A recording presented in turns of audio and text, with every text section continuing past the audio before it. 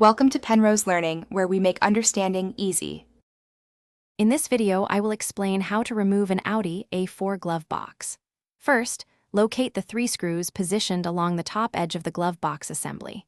Use a suitable screwdriver to carefully loosen and remove these. Next, move to the bottom of the glove box and find the 2 additional screws. Once these 5 screws are out, gently pull the glove box forward a little to access the electrical connectors behind it. Disconnect any wiring harnesses you see.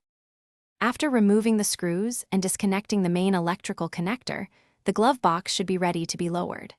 Gently pull the glove box forward to release any remaining clips or catches.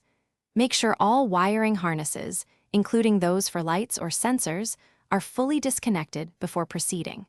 Support the glove box as it comes down to prevent it from dropping. You can then carefully remove the entire unit from the dashboard opening. Before you reinstall the glove box, take a moment to inspect the area. Look for any debris, tools, or loose items that might have fallen behind the dashboard. Also, check all electrical connections for any signs of damage or wear, ensuring they are in good condition for reconnection. When you're ready, carefully align the glove box with its opening.